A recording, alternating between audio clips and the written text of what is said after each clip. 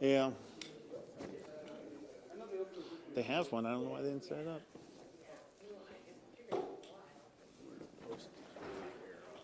Oh, yeah.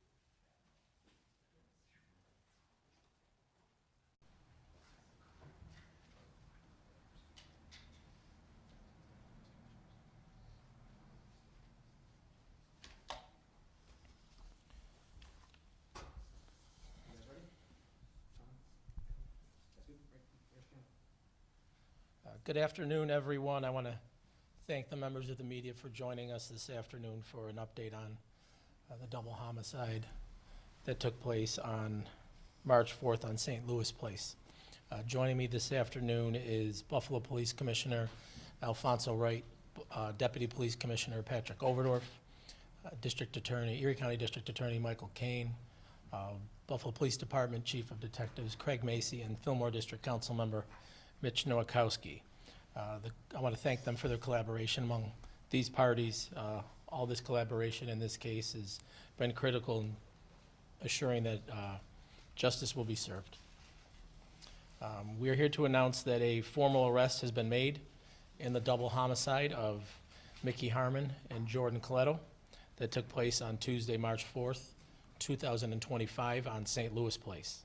As we mentioned at our update the other day, a couple days ago, there was a person of interest in this homicide being held at Erie County Medical Center under Buffalo Police supervision.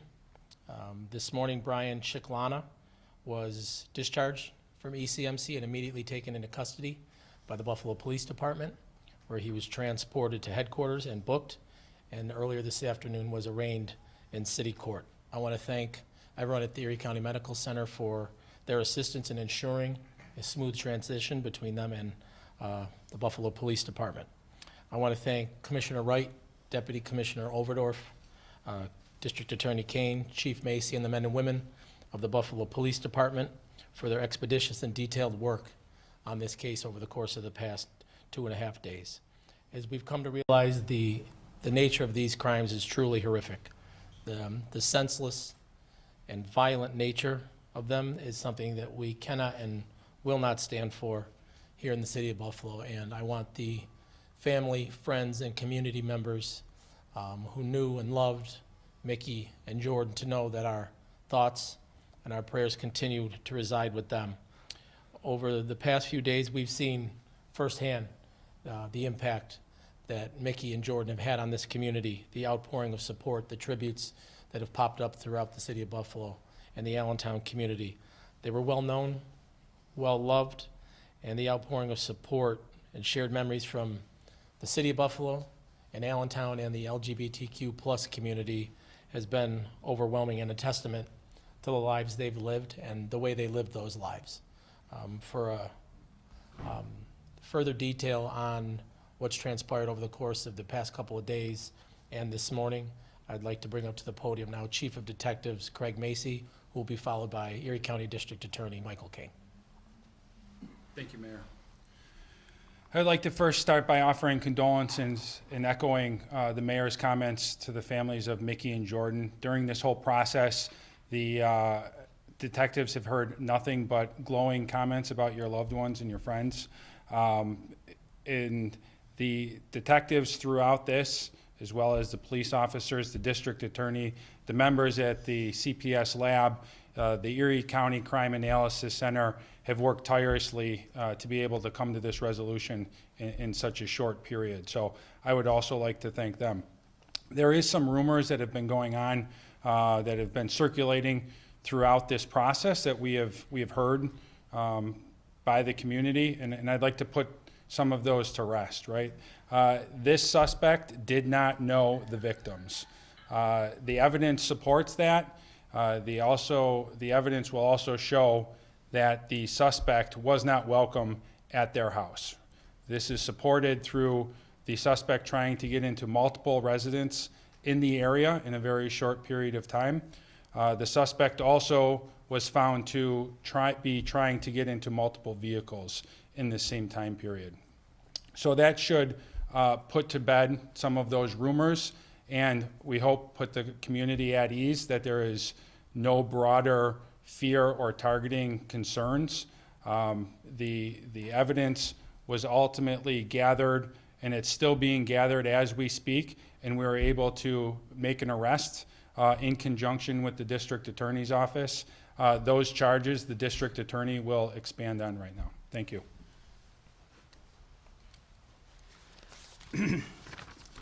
Chief Macy, thank you. Mayor, thank you very much. And Commissioner and Councilman Nowakowski, I'm here to report that Brian Chiclana, 34 years old, from Massachusetts Avenue in the city of Buffalo, was arraigned this afternoon on 1 count of murder in the first degree and 2 counts of murder in the second degree for the murders of Mickey Harmon and Jordan Coletto. The allegations are that on Tuesday morning, March 4th, the defendant unlawfully entered into the victim's home on St. Louis Place through a basement window.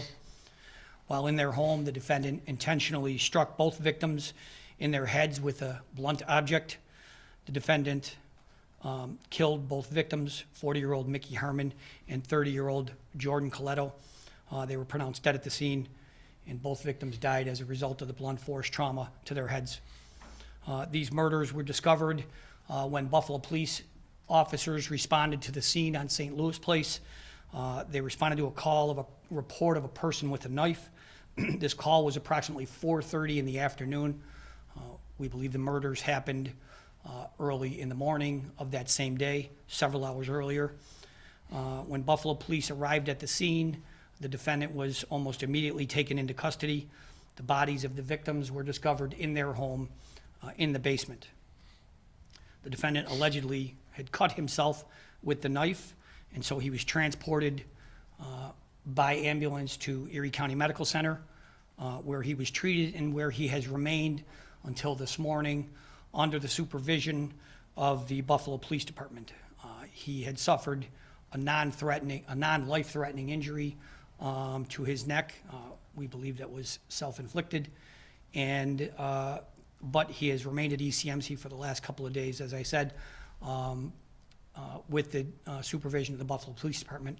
And immediately upon his discharge, we had already, in agreement with the Buffalo Police Department, authorized his arrest, and he was taken into custody this morning. As the mayor indicated and Chief Macy, he was arraigned this afternoon before Judge Aaron Hart, Buffalo City Court Judge. He was arraigned on those charges of murder in the first degree and the 2 counts of murder in the second degree. He faces a maximum sentence of life without parole if convicted of those crimes. You know, I should always state that as all people accused of a crime, this defendant is presumed innocent unless and until proven guilty in a court of law. I also want to extend my deepest condolences to the families of the victims and the community at large. I know this is a great loss to our community, and you know, it's hard to make sense of this tragic crime.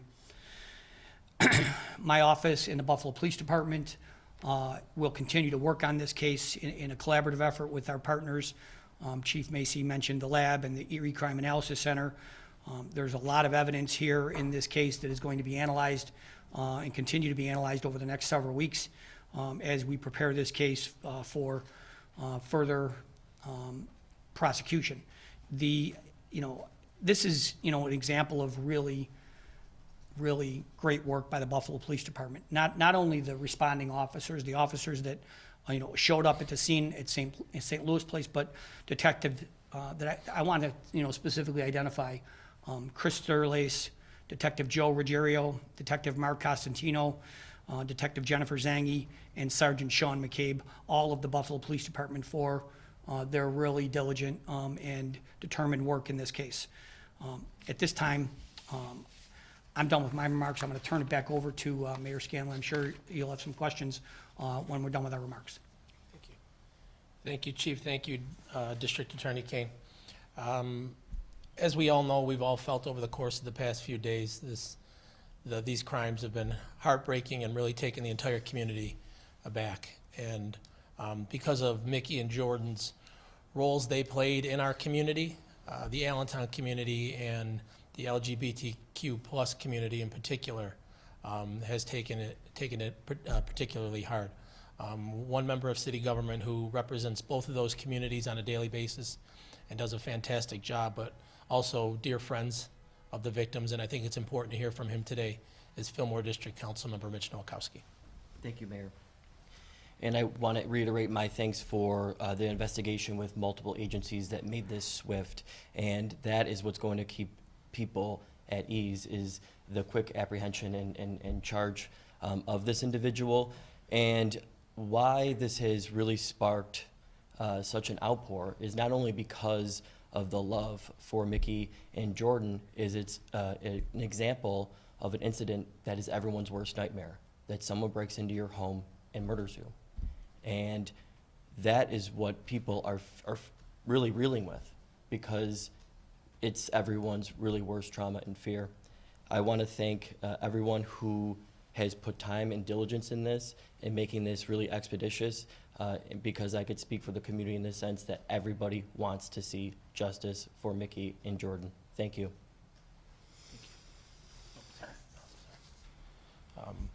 So I just want to reassure the community that the Buffalo Police Department has worked tirelessly to ensure, and continues to work tirelessly to ensure the safety of all of our residents. With this arrest and based on the evidence, we want to make it clear that this was an isolated, non-targeted attack. It was not rooted in a hate crime or anything like that. The Buffalo Police Department will, however, remain vigilant and will continue to work this case and pay attention to any leads or any other evidence that does come their way. While the arrest is a critical step forward in the investigation, we know that the healing for this community will take some time. And as mayor of the city of Buffalo, I just want the victims' families, their friends, and the entire community to know that I am here, the city of Buffalo is here, and your neighbors are here should you need anything. With that, I will open it up to any questions. Can you expand a little bit on the gentleman who was arrested? He was in the neighborhood prior to this and was trying to break into other residences and vehicles. How long was this going on?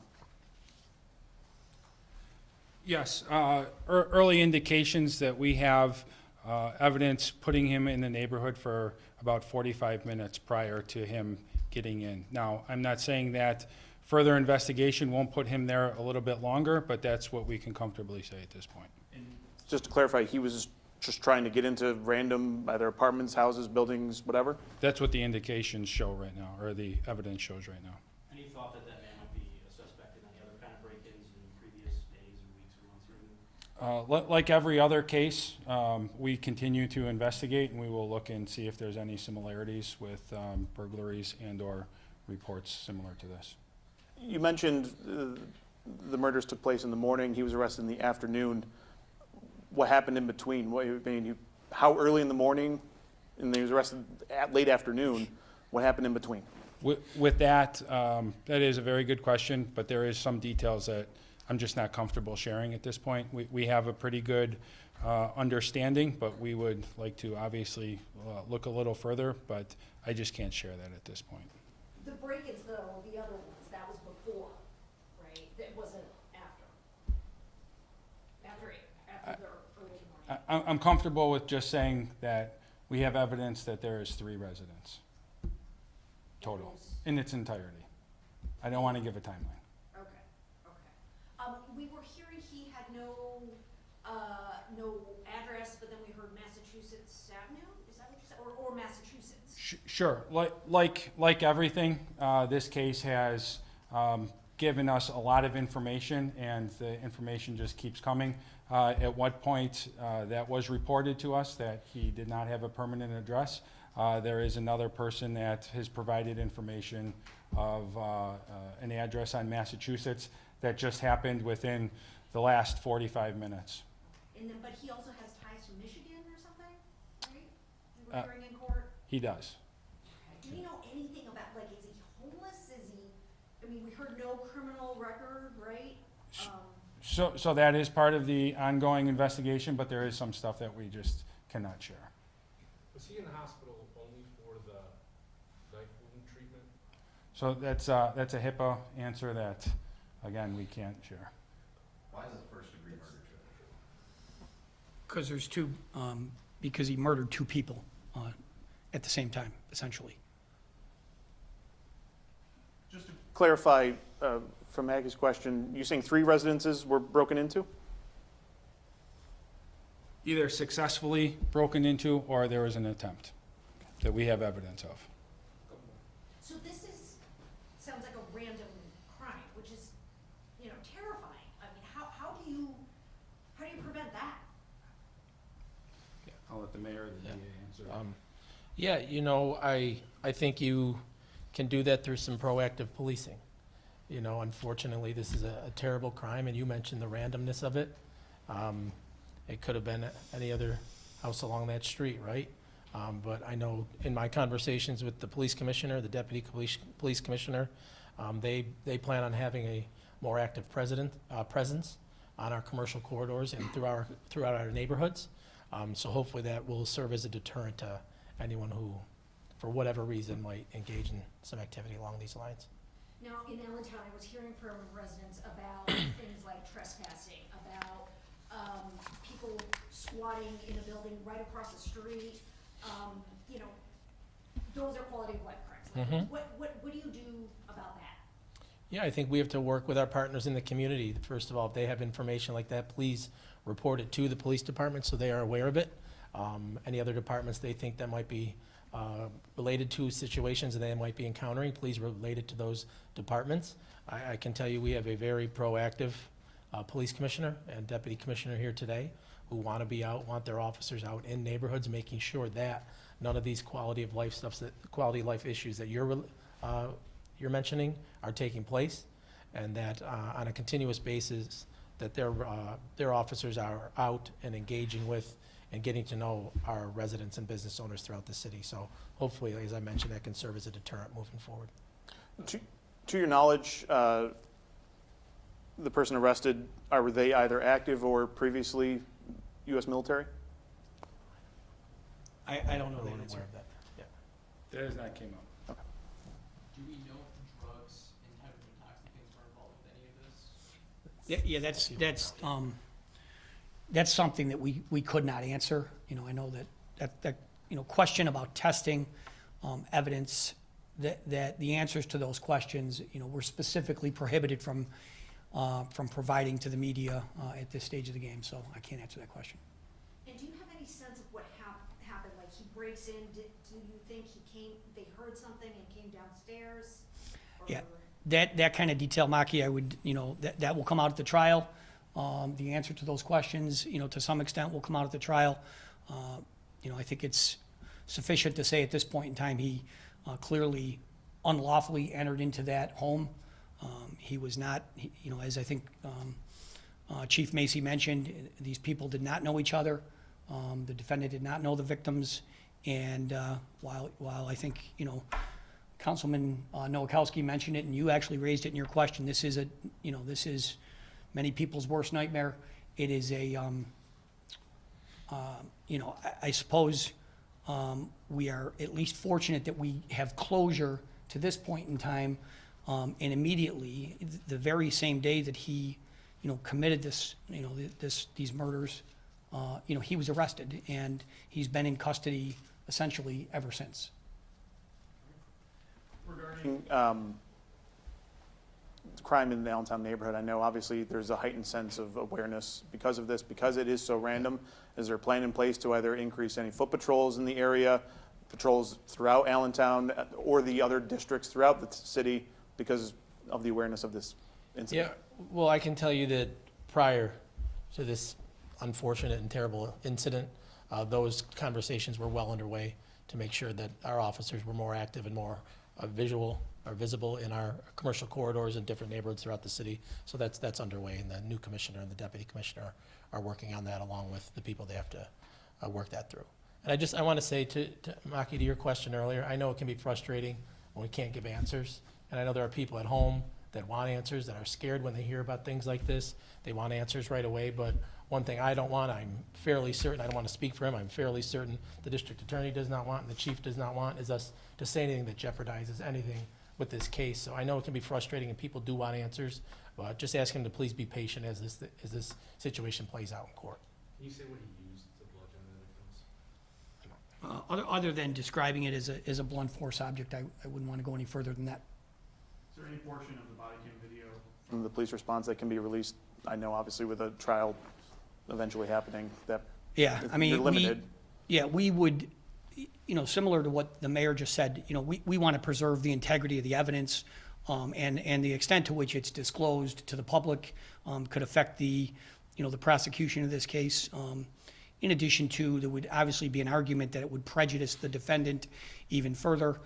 So, that's one of the reasons we limit the amount of information that we can share with the public. And just to clarify, when police arrived, was he still inside or had he come outside? Yes, he was inside. Inside, and he had the knife. He was inside the house. I don't want to say exactly what he was doing. Thanks, everybody. Thank you, everyone.